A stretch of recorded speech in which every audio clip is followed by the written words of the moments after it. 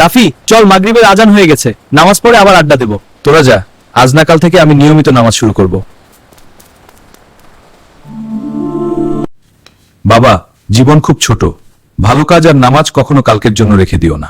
আব্বু চিন্তা করবেন না, সামনে অনেক সময় আছে। বাবা, মৃত্যু বয়স দেখে আসে না, তাই আল্লাহর ডাকে যত তাড়াতাড়ি সাড়া দেবে ততই সফল হবে।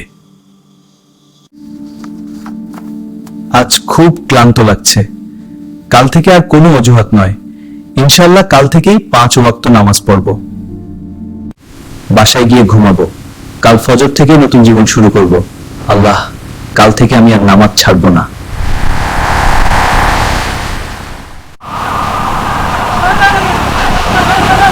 ছেলেটার অবস্থা খুব খারাপ, আল্লাহ আমাকে আরেকটা সুযোগ দিন।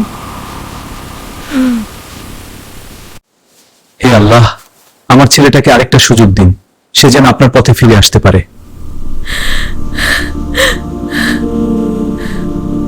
বাবা, তুমি বলেছিলে কাল থেকে নামাজ পড়বে।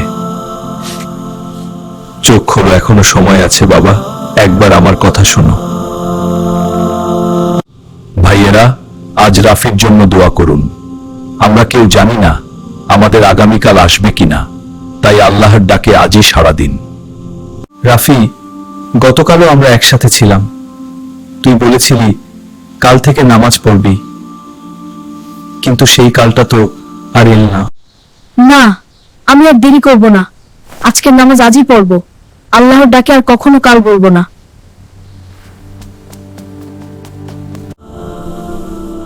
হে আল্লাহ, আমাকে ক্ষমা করুন, আমার প্রতিটি নামাজ কবুল করুন, আর রাফি ভাইকে জান্নাতুল ফিরদাউস নসিব করুন। ভাইয়েরা, শয়তান সবসময় বলে আজ নয় কাল, কিন্তু মৃত্যু কখনো বলে না আজ নয় কাল। তাই নামাজকে আর পিছিয়ে দেবেন না। আপনি হয়তো ভাবছেন আজ নয় কাল থেকে নামাজ পড়ব, কিন্তু যদি সেই কাল আর না আসে, তাহলে এক পামিবার সিজদা তরে। মনে রাখুন, আল্লাহর ডাকে আজই সিজদা হতে পারে।